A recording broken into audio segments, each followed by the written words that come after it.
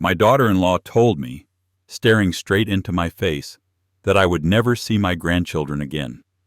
She said those words the morning after I walked into my son's house and found her in his bedroom with another man, while my boy was 3 states away, hanging from a steel tower in a safety harness to earn every cent they lived on. She told me if I opened my mouth, I would lose my grandkids forever. What would you do if you were me? Keep reading to the end and tell me if I went too far. I still do not know if this was justice or if I simply broke something that can never be fixed. My name is Frank Dawson. I am 68 years old, a widower, retired structural engineer, and a grandfather to 2 children who used to be the brightest part of my day.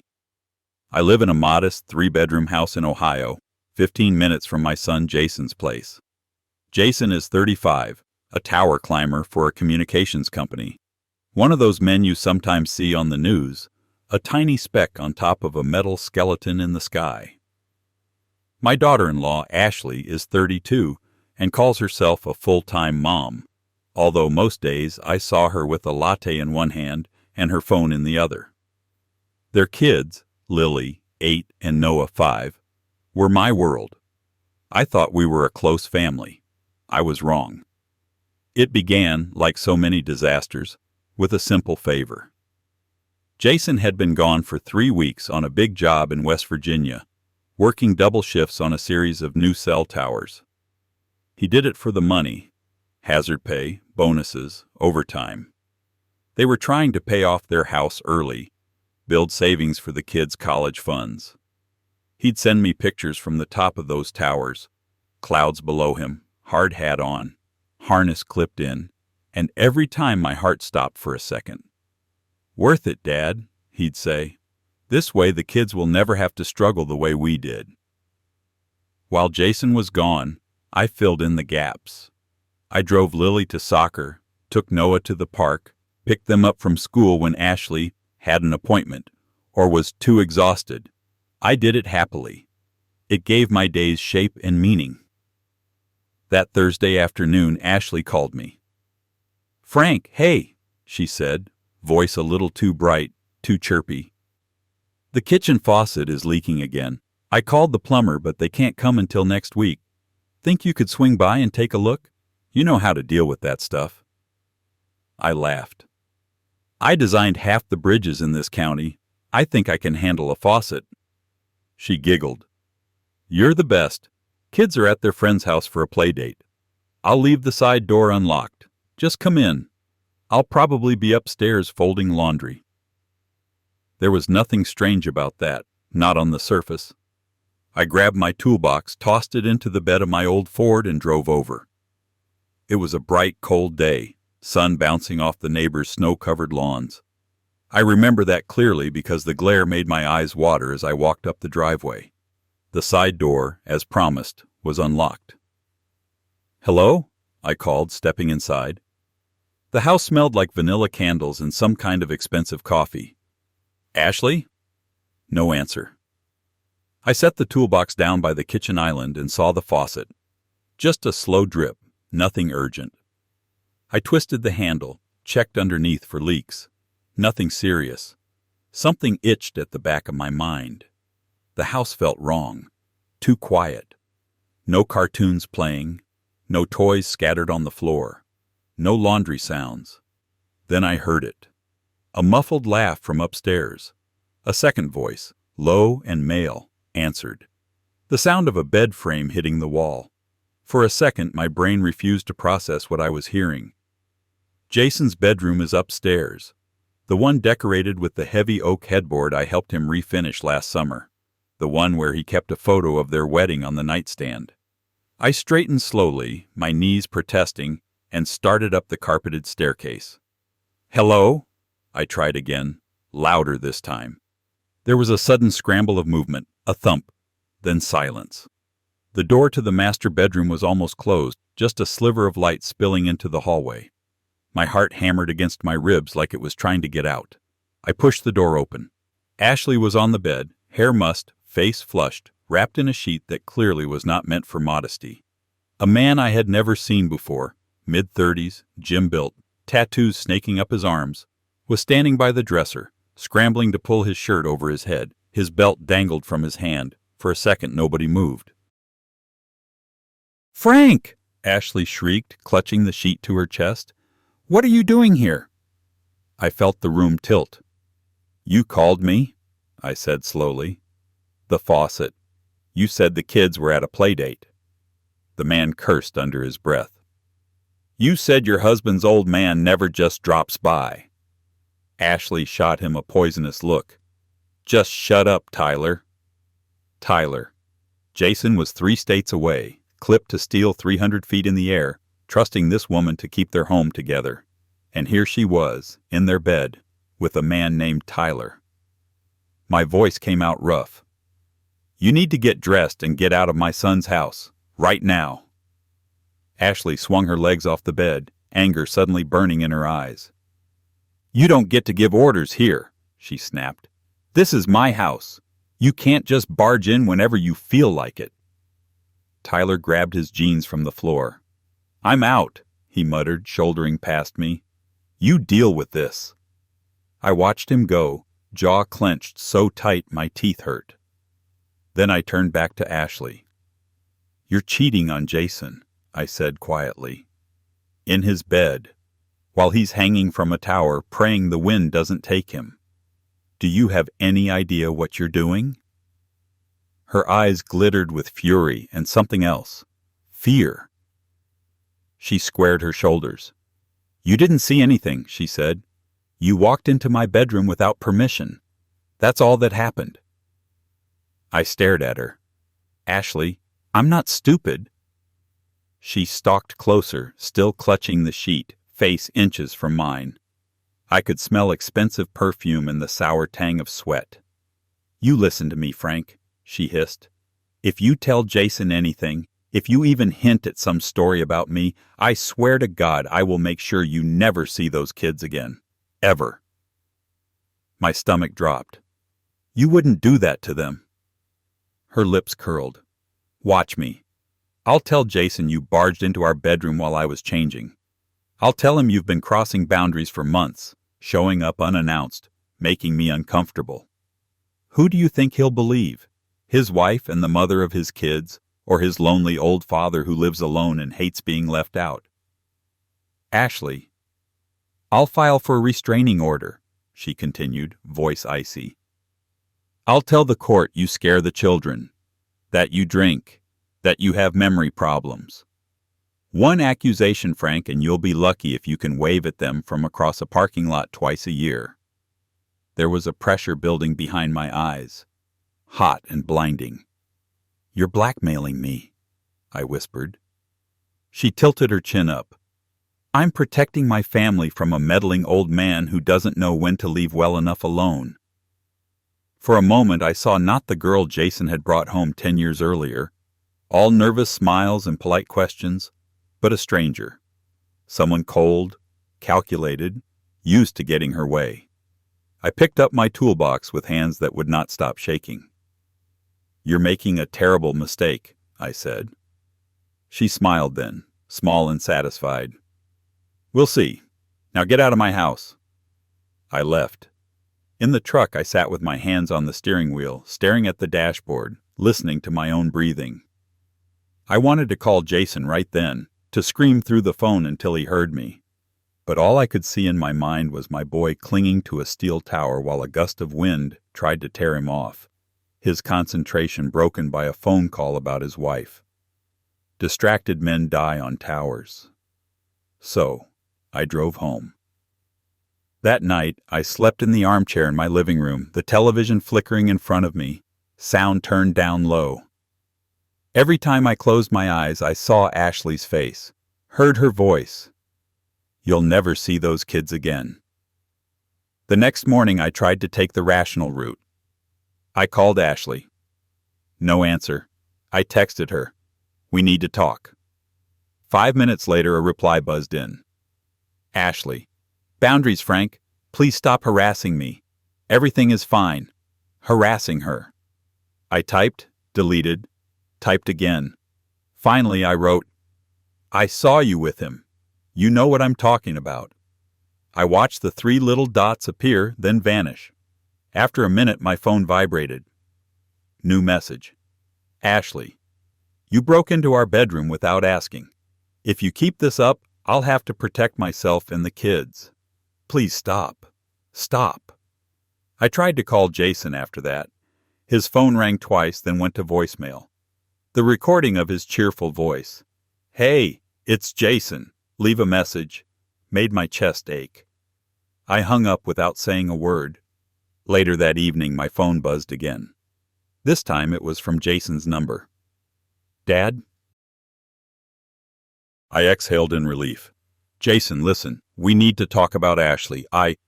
Dad, stop!" He cut in. His voice was tired, rough with static. I heard wind in the background, metal creaks. "I don't have a lot of time. Ashley told me what happened." Chills crawled up my spine. "What did she say?" "That you showed up out of nowhere, walked into our bedroom while she was changing," he said. "That she's asked you before to call first and respect boundaries, but you keep ignoring her. Dad, that's not okay. I went over to fix the faucet. She asked me to. She said the kids were—" "Dad," he interrupted again more sharply. "I'm 200 feet in the air right now. I can't do this. I need to focus on not dying, remember? Please, just give Ashley some space. We'll talk when I get home, okay?" "Jason, she's lying to you," I said. My voice cracked. "There was a man in your bedroom. Static. Silence. Then the line went dead. I stared at the phone. A moment later, a text arrived. "Jason, love you. Please don't make things harder while I'm away. Make things harder." 2 days later, I went to Lily's soccer game like I always did. I stood by the fence waiting for the kids to run out onto the field. The team emerged in a flurry of ponytails and bright jerseys, but Lily was not among them. I looked around, confused. Then I saw Ashley walking toward the parking lot, Noah in tow. "Lily's not playing today?" I called. She stopped, looked at me like I was a stranger. "We're leaving," she said. "I told the coach she's not feeling well. Can I at least say hello?" I took a step toward her. Ashley shifted her body slightly, placing herself between me and the boy. "No," she said. "You can't." Noah peered around her hip, small face lighting up. "Grandpa!"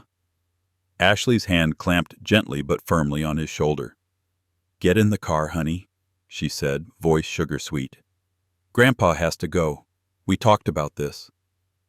Lily was in the back seat already, staring at me through the window, confusion written all over her face. She lifted a hand before Ashley slid into the driver's seat and slammed the door. The car pulled away. Dust rose from the parking lot, hanging in the air long after their taillights vanished. That night, I got the message I knew was coming. "Ashley, for now, it's better if you don't see the kids. They're confused and upset.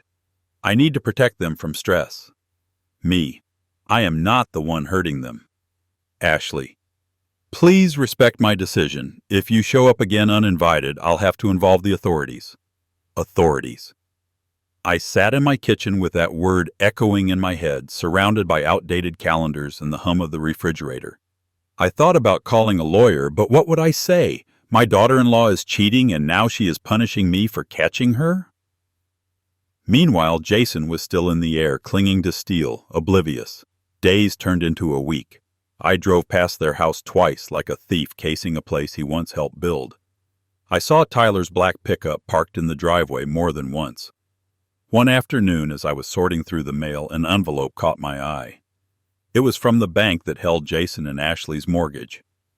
I almost tossed it aside, assuming it was another statement, but then I saw my own name in the top left corner. Co-borrower, Frank Dawson. When Jason and Ashley had bought their house, their credit had been tight. Jason had come to me, hat in hand, asking if I would co-sign so they could get a better rate.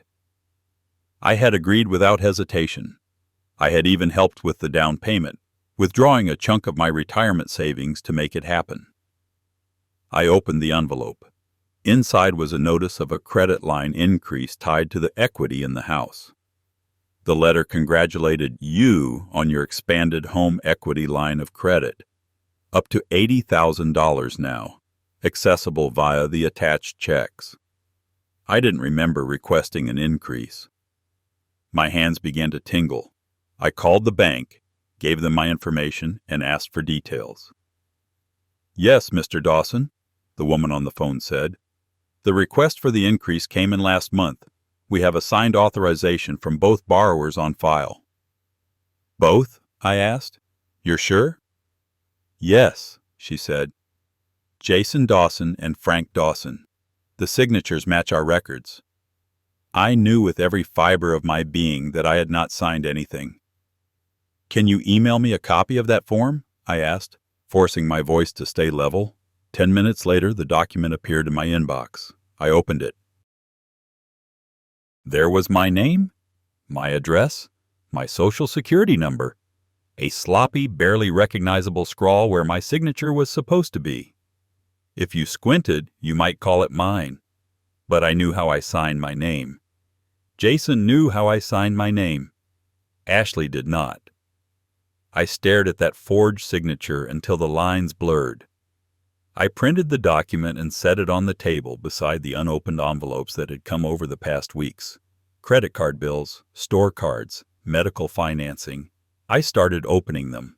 By midnight, my table was covered in statements. High-end clothing stores, luxury spas, restaurants, charges for fancy furniture. There were also transfers. Thousands of dollars moved from Jason's checking account into a separate account under Ashley's name only. My son was risking his life for overtime while his wife drained his earnings into a private stash, backed by a forged signature in my name. Something cold settled into my bones then. It was not the sharp, immediate fury I had felt when I opened that bedroom door. It was deeper, heavier, the kind of anger that plans. I bought a notebook the next morning. On the first page, I wrote the date. Underneath, in neat letters, I wrote, Ashley. And then I began to document. I saved every text, every bank letter. I noted every time I saw Tyler's truck in their driveway. I talked quietly to the neighbors who had known me for years. Mrs. Cooper across the street shook her head sadly when I asked if she had noticed anything strange. "I see that black truck more than I see Jason's car these days," she murmured. "The kids are out there playing sometimes, and that man is mowing the lawn like he owns the place. I assumed Jason was traveling again." I recorded that conversation, with her permission, on my old phone. I walked around the side of my own house, checking the security cameras I had installed years ago after a burglary scare. If I had been foolish enough to co-sign a mortgage for Ashley, I was not foolish about the rest of my life. I upgraded the system, adding a small camera to my truck's dashboard. Every time I visited their neighborhood, the camera quietly captured license plates, parked cars, comings and goings. I did not know exactly what I was building, only that I would need proof. Proof stronger than a wounded old man's word against a young, pretty wife. 2 weeks later, the phone rang at 2:07 a.m. The sound dragged me from sleep like a hand around my throat. I clawed for the receiver, blinking against the darkness. "Hello?" "Mr. Dawson?" a male voice said. "This is Mike Harris, field supervisor with American Tower Services. I'm Jason's supervisor." The room seemed to tilt. "Is he okay?" I croaked. There was a pause. "Your son had an accident on site tonight," he said. "His harness caught wrong when he was transferring between ladders. He fell about 20 feet before the secondary line caught. He's at St. Mary's Hospital in Charleston. He's stable now, but he's got a concussion, broken ribs, and some internal bleeding they're monitoring." My stomach clenched. "I'll be there," I said. "Tonight." "Take your time and drive safely," he said. "They've got him sedated for now. We've notified his wife as well." After we hung up, I sat staring at the phone, listening to the blood pound in my ears. My boy had almost fallen to his death while his wife was cheating on him and forging signatures behind his back. The injustice of it burned like acid. I grabbed my keys and was halfway to the door when my phone buzzed again. Ashley's name lit up the screen. I answered. "Is he?" "Frank," she said. Her voice sounded thick, like she had been crying, but there was an edge underneath. "Did they call you? About Jason?" "I'm getting in the car," I said. "I'll be there tomorrow morning."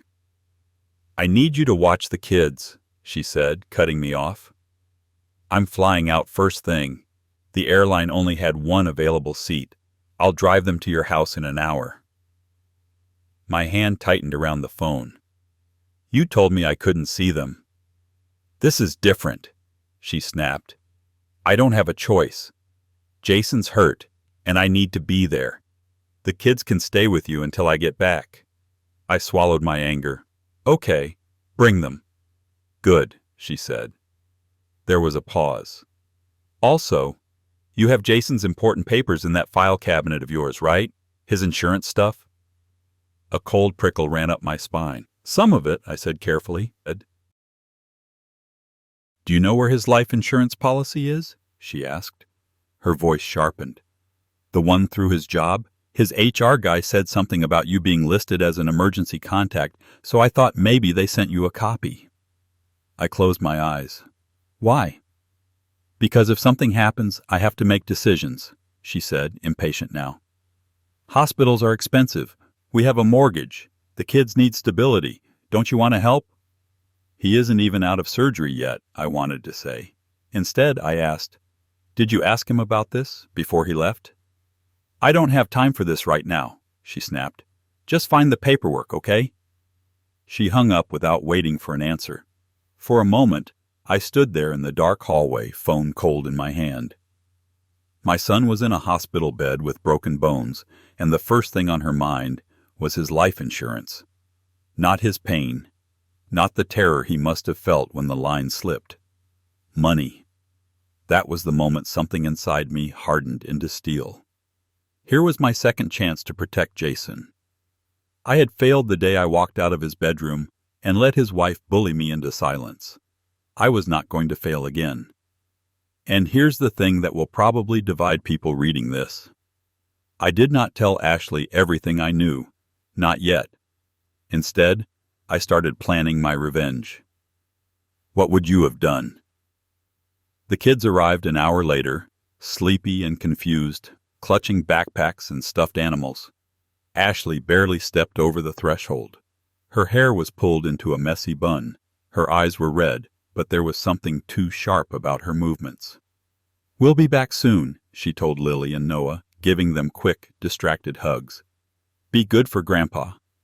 Noah clung to her leg. "Mommy, is Daddy going to die?" She peeled him off and pushed him gently toward me. "Of course not," she said.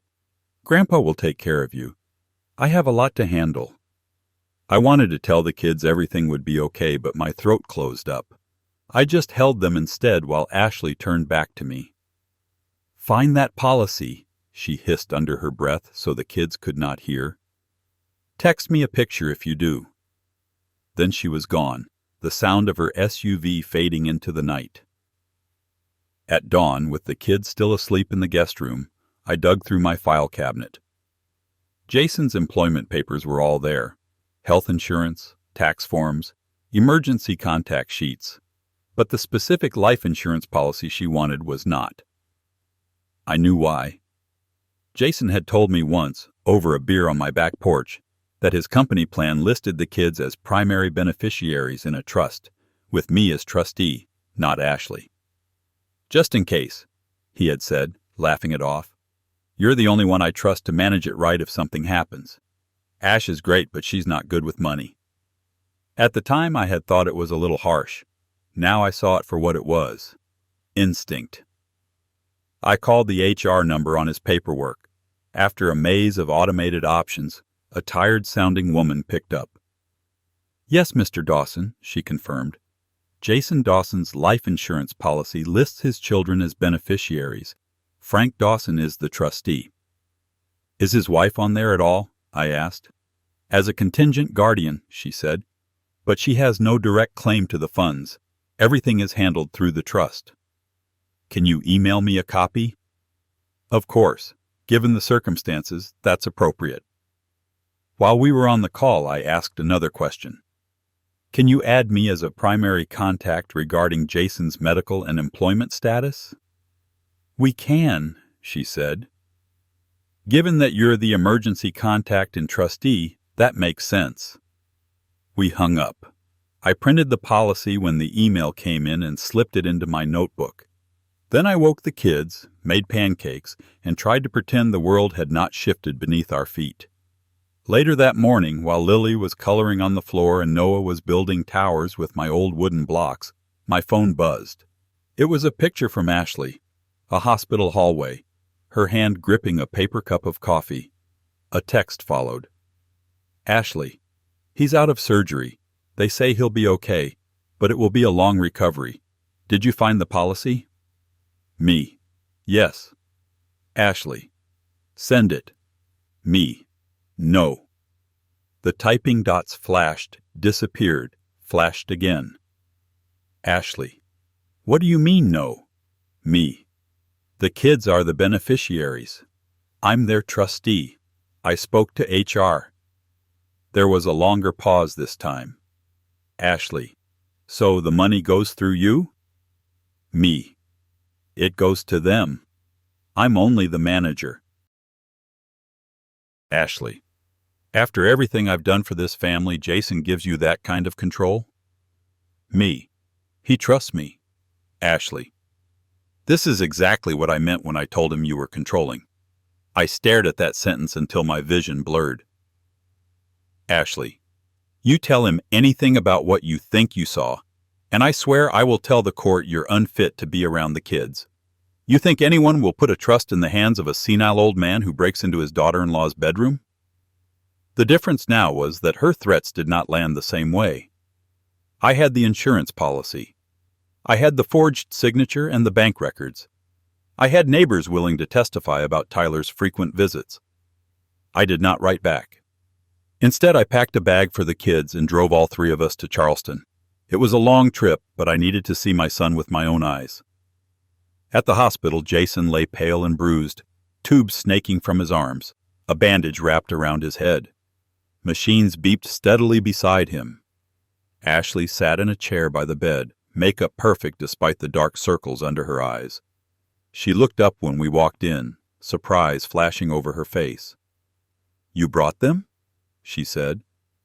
They needed to see their father, I replied. And he needs to see them. Lily rushed to the bedside, grabbing Jason's hand carefully. Daddy? His eyelids fluttered. He looked at her, then at me. Hey, kiddo, he whispered. When Ashley stepped out to take a phone call, she said it was the insurance company, but I saw Tyler's name flash briefly on her screen. Jason motioned for me to lean closer. Dad, he murmured.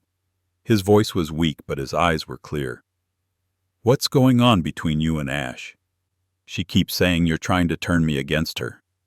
I looked at his bandaged head, the bruises blooming across his ribs under the hospital gown. Part of me wanted to protect him from more pain, but another, stronger part knew that if I did not tell him now, I might never get another chance. I walked into your bedroom, I said quietly.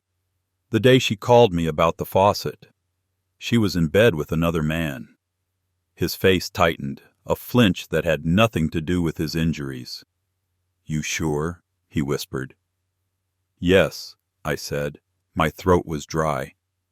I'm old, Jason, but I'm not blind. I saw them. She threatened to cut me off from the kids if I told you. Said she'd accuse me of all kinds of things. I kept quiet because you were on those towers and I was afraid you'd get hurt if you were distracted. He stared at the ceiling for a long moment. Tyler? He asked finally. You know him? Guy from her gym? Jason murmured. Trainer. She said he was helping her get back in shape. I thought... He shut his eyes. God, I'm an idiot. You trusted your wife, I said. That doesn't make you an idiot. He swallowed. What else? I told him about the forged signature, the credit line, the shopping sprees. the transfers into her private accounts. I showed him the copies in my notebook. Jason's jaw clenched. "She forged your name?" he rasped. "Yes."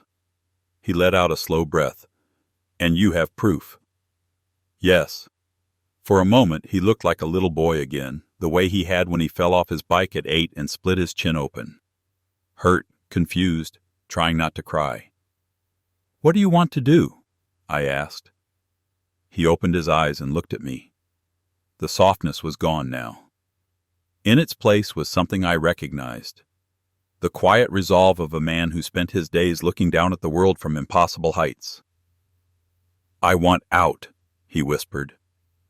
"But I won't let her take the kids or the money I nearly died for. Can you help me?" I nodded. "Yes," I said. "I can." The next week passed in a blur of hospital visits and quiet logistics. While Ashley floated around like the devoted wife, posting carefully framed pictures to social media, crying in hallways when nurses were watching, I met with an attorney recommended by Jason's supervisor. I laid everything out on the table: the cheating, the threats, the forged signature, the financial records. The lawyer, a sharp-eyed woman in her 40s named Rachel Kramer, listened in silence. "This is not just infidelity," she said finally. "This is fraud, financial abuse. If what you're saying is accurate and your documentation holds up, we have leverage."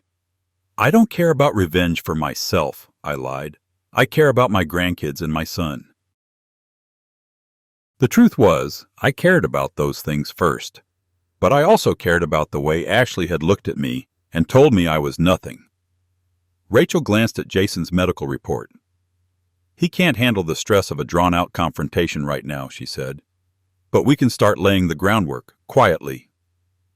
We changed his power of attorney, naming me instead of Ashley. We moved his direct deposits into a new bank account that she did not know about. We froze the home equity line of credit pending investigation of the forged signature. Because I was a co-borrower, the bank took me seriously. They sent a fraud investigator. I handed over the document with the forged signature, and calmly, a sample of my real signature. The difference was obvious. "We'll be in touch," the investigator said. While all this was happening, I played the doting grandfather in front of Ashley. I brought coffee to the hospital. I watched the kids so she could rest. I let her believe I was still frightened of her. Meanwhile, at home, I installed a second dash camera facing the inside of my truck. I was ready to wait weeks, even months, before springing my plan. But sometimes fortune favors the patient. One night, about 10 days after Jason's accident, Ashley asked me to drive her back to the rental house she was staying in near the hospital. "We need to talk," she said as we walked through the dim parking garage. Alone.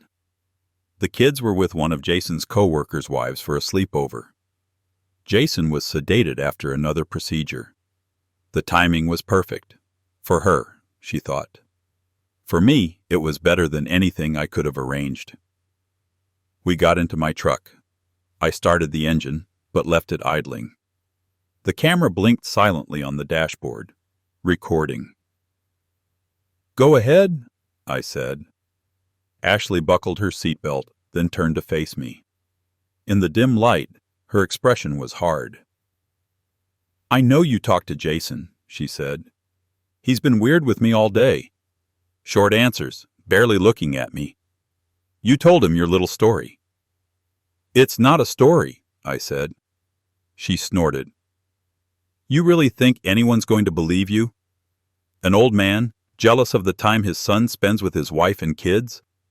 You've always been clingy, Frank. Jason told me how you used to guilt-trip him when he didn't come over every Sunday after church."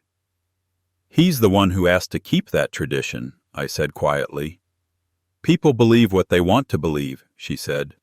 "And Jason wants to believe his wife. He wants his family intact. He'll pick me over you every time." I looked at her carefully. "Is that why you forged my name on the bank documents?" Her eyes flashed. "You can't prove that." "I can," I said. "And the bank will too." She shifted in her seat. For the first time I saw real fear crack through her confidence. "You're bluffing," she said. "No," I answered. "I'm not.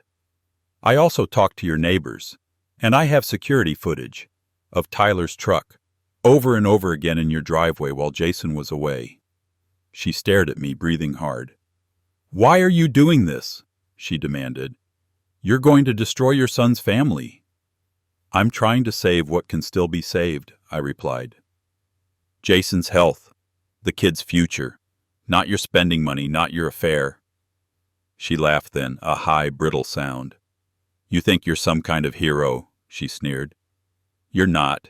You're just a bitter old man who can't stand that he's not in control anymore. You know what Tyler says about you? He says you're pathetic. Always hanging around, always trying to buy love with gifts and help and money. You think anyone will miss you when you're gone?" I let her talk. Let her poison fill the air between us, each word captured on the small device blinking red on the dash. "You're done," she said finally, leaning closer. "When we get back home, I'm going to file that restraining order. I'll tell them you scared me, that you threatened me. I'll make sure the court sees you as the problem, not me." She smiled. "By the time I'm finished, Frank, you'll be lucky if you can see the kids' pictures on social media. Jason will choose me. They always do." I looked out through the windshield at the hospital lights reflecting off the wet asphalt. "You should be careful," I said, "when you talk about what people choose." She rolled her eyes. "Oh, please, you can't touch me." But she was wrong. 2 days later, the bank formally opened a fraud case.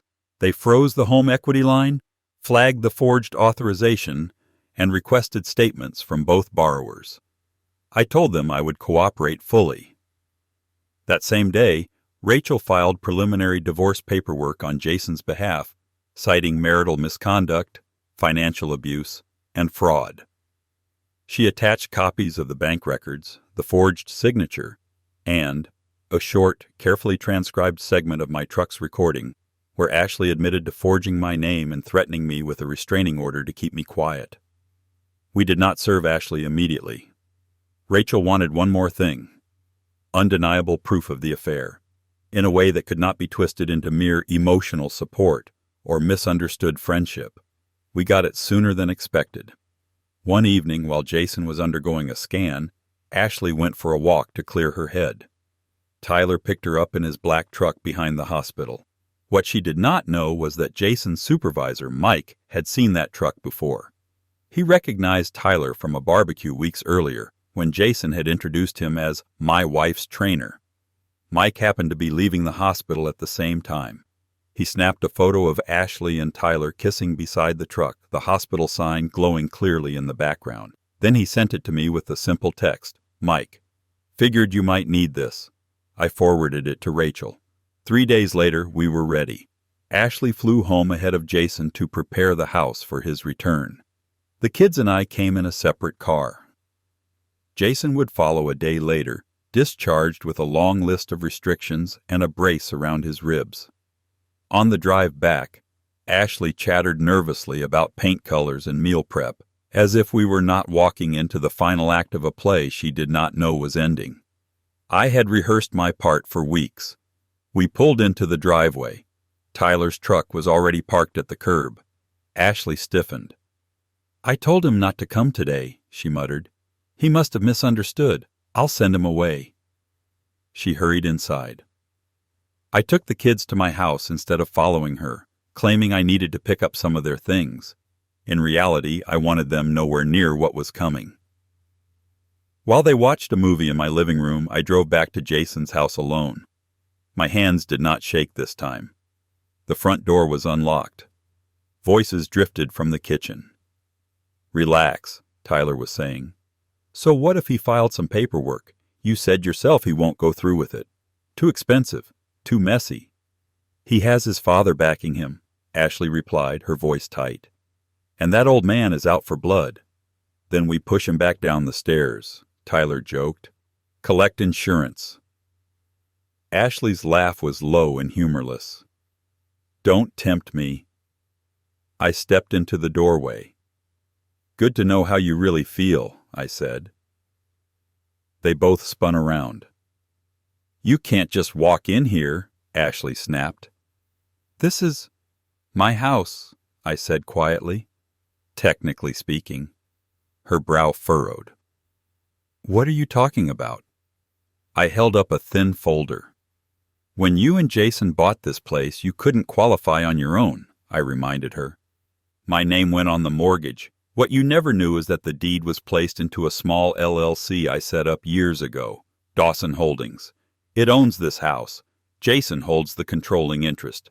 I hold the rest. You hold nothing. She blinked. That's not possible. You never asked, I said. You just spent. Her face flushed. You're bluffing. Behind me, a car door slammed. Jason's. He had insisted on coming a day early, against the doctor's advice, saying only, I need to be there. Ashley's eyes widened as he stepped into view behind me, slow, careful steps, one hand on his side. Hey, Ash, he said. His voice was hoarse but steady. Jason, she breathed. You're home early. I was just... He held up a hand. I've seen the paperwork, he said. The forged signature, the credit lines, the transfers, the photo from the hospital parking lot, the recordings of you threatening my father. Tyler shifted his weight, eyes darting toward the door. I'm going to go, he muttered. No, Jason said sharply. You're going to stay. You wanted to be part of this. You can listen to how it ends. Tyler froze. Rachel stepped in then from the porch, briefcase in hand. Mrs. Dawson, she said politely. My name is Rachel Kramer. I'm Jason's attorney. I have some documents for you.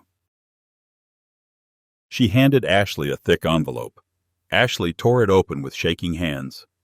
Her eyes raced across the first page, then widened. Divorce? She whispered. Irreconcilable differences? Marital misconduct? Fraud, Rachel corrected.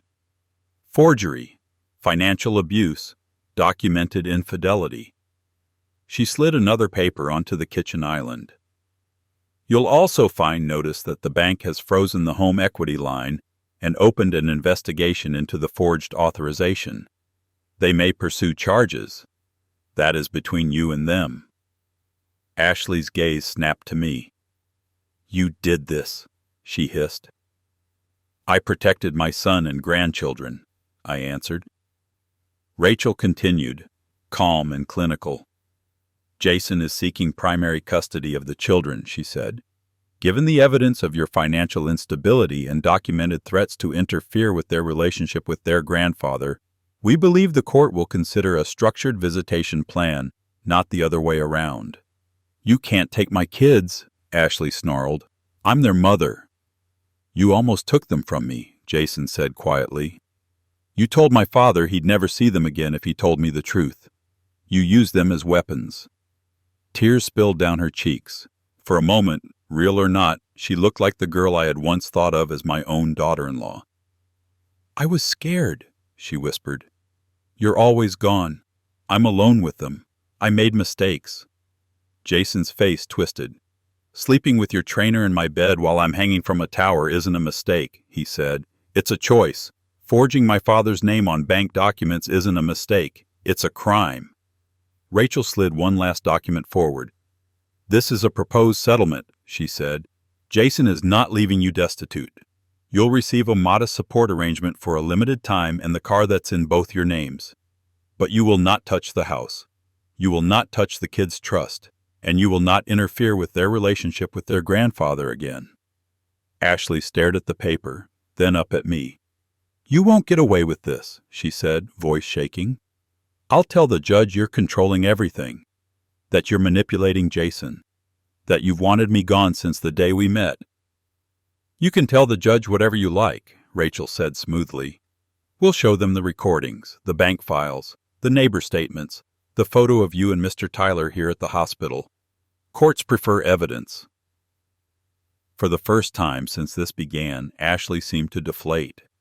Her shoulders sagged. She sank onto one of the bar stools, the envelope crumpling in her hand. "What about the kids?" she whispered. "You'll still see them," Jason said. His voice softened. "If you sign, if you cooperate, if you stop using them as leverage, you'll have scheduled time with them. You'll still be their mother, but you won't use them to hurt my father again. Or me." She looked at me one last time. I saw hatred there, yes, but also something else. A realization that the man she had dismissed as powerless had been quietly moving pieces the whole time. "You're a cruel old man," she said softly. "No," I replied. "I'm a father and a grandfather. There's a difference." Tyler slipped out the door without another word. He would not be back. Men like him rarely stick around when the money dries up. Within a month, Ashley signed the settlement. The bank completed its fraud investigation and removed my name from any liability for the forged line of credit. Any remaining debt stayed with her. Jason moved into my house with the kids while his ribs healed and the custody process played out. At night, after the children were asleep, he would sit on my back porch, staring at the dark yard. "I feel like a failure," he said once. "You're not," I answered. "You trusted the wrong person. That's all." He nodded slowly. "Did I push you too far?" he asked. "Let you carry too much?" I thought of the day he stood on my porch with a mortgage application in his hand, asking for help with the house. Of the nights I spent alone, staring at my phone, hoping for a picture of the kids. Of the moment Ashley said I'd never see them again. "You're my son," I said. "Carrying you was never a burden." Lily and Noah adjusted slowly. They asked questions as children do, blunt and painful. "Why isn't Mommy here? Will she still come to my games?" We told them the truth, filtered through the gentlest lens we could manage. "Mom and Dad are not going to live in the same house anymore," Jason would say, voice steady. "But they both love you. That will never change." As for me, I made a point never to speak of Ashley with anger in front of them. They would form their own opinions in time. They did not need my bitterness added to their confusion. Months later, on a mild spring afternoon, I stood at the edge of a soccer field, watching Lily score her first goal since everything changed. She ran to the sideline, eyes shining, and flung herself into my arms. "Did you see, Grandpa?" she shouted. "I saw," I said, holding her tight. "You were incredible." Across the field, Ashley watched from the other side, at her designated visitation slot. She looked older somehow, smaller. When Lily ran to hug her next, I turned away, giving them privacy. Justice, I have learned, does not always look like victory laps and applause. Sometimes it looks like a modest duplex on the edge of town instead of a big house you almost stole. Sometimes it looks like supervised visitation instead of full custody. Sometimes it looks like a grandfather sitting on a folding camp chair, bruised heart beating steadily, grandchildren's laughter in his ears. Ashley did not go to jail. The bank decided not to press charges as long as she took responsibility for the debt. She works now. Really works, not just posting pictures online. She pays child support as ordered. She signs the checks begrudgingly, I am sure, but she signs them. My relationship with Jason is different now. There is more honesty, less pretending. Sometimes he still looks at me with guilt in his eyes, remembering those phone calls from the tower when he half believed her version of things. "I should have trusted you sooner," he says. "You trusted me when it mattered most," I answer. As for me, I still wake up some nights hearing Ashley's voice in my head. "You'll never see those kids again." I lie there in the dark, listening to the quiet breathing from down the hall where Noah and Lily sleep during their weeks with us. And I know that voice does not have power over me anymore. I took that power back. I used every ounce of experience, every contact, every boring adult skill Ashley thought made me weak. Reading contracts, understanding banks, setting up companies, to build a shield around my family. But I am not blind to the cost. The kids will grow up with divorced parents. Jason's body will always carry scars from that fall. I became someone colder than I used to be. Someone who can look at a woman sobbing in a kitchen and still slide legal papers across a counter. So I will end with the same question I asked at the beginning. My daughter-in-law forbade me from seeing my grandchildren because I caught her cheating while my son risked his life to provide for them. I gathered proof, helped my son strip her of the house, cut off her access to his money, and made sure she could never again use my grandchildren as leverage. Was I right to do what I did, or did I go too far? My grandpa's worst really happened. I believe him. If you want more true tales stories like this, hit subscribe.